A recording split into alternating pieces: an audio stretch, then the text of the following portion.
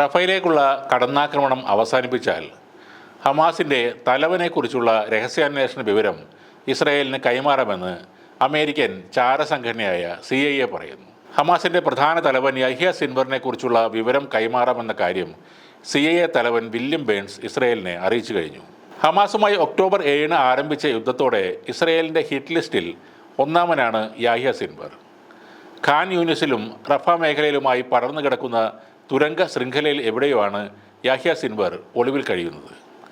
ഇത്രയും നാളായിട്ടും അത് കണ്ടെത്താൻ ഇസ്രായേലിന് കഴിഞ്ഞിട്ടുമില്ല. മധ്യപൂർവേഷ്യയിലെ മുതിർന്ന നേതാക്കളുമായി അടുത്ത ബന്ധം പുലർത്തുന്നയാളാണ് വില്യം ബേൺസ്. യഹ്യ സിൻവറിനെ കുറിച്ച് ഇസ്രായേലിന് ആവശ്യമായ വിവരങ്ങൾ കൈമാറുമെന്നാണ് ബേൺസ് അറിയിച്ചിരിക്കുന്നതെന്ന് ഇസ്രായേൽ പ്രധാനമന്ത്രി ബെഞ്ചമിൻ നെതന്യാഹുവിൻ്റെ ഓഫീസ് വൃത്തങ്ങളെ ഉദ്ധരിച്ചുകൊണ്ട് വാർത്താ ഏജൻസിയായ IANS ആണ് റിപ്പോർട്ട് ചെയ്തത്. ഏതു വിധേനയും സിൻവറിനെ പിടികൂടുമെന്ന ഇസ്രായേലിൻ്റെ പ്രതിരോധ മന്ത്രിയായ യോവ് ഗാലന്റ് കഴിഞ്ഞ ദിവസം പരസ്യമായി പറഞ്ഞിരുന്നു. ഇസ്രായേലിൻ്റെ ചാരസംഘടനകളുടെ മേധാവികളായ മൊസാദിലെ ഡേവിഡ് ബാർണിയം, ഷിൻബെത്തിലെ റോണൻബെർ എന്നിവരുമായി ബേൺസ് ചർച്ച നടത്തുന്നുവെന്നാണ് ഇപ്പോൾ കിട്ടുന്ന വിവരങ്ങൾ.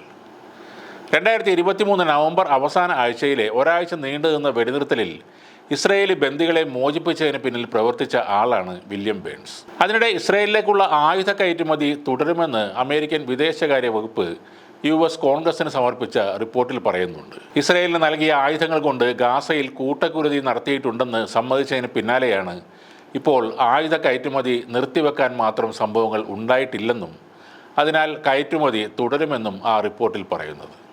കൂടാതെ ഹമാസ് ബന്ദികളാക്കിയ 128 പേരെയും വിട്ടയച്ചാൽ ഗാസയിൽ വെടിനിർത്തൽ നാളെ തന്നെ സാധ്യമാകുമെന്നും അമേരിക്കൻ പ്രസിഡന്റ് ജോ ബൈഡൻ പറയുന്നുണ്ട്.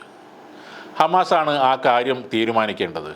അവർ അത് ചെയ്യാൻ ആഗ്രഹിക്കുന്നുണ്ടെങ്കിൽ നമുക്ക് വെടിനിർത്തൽ നാളെ ആരംഭിക്കാം എന്നാണ് ബൈഡൻ പറഞ്ഞത്.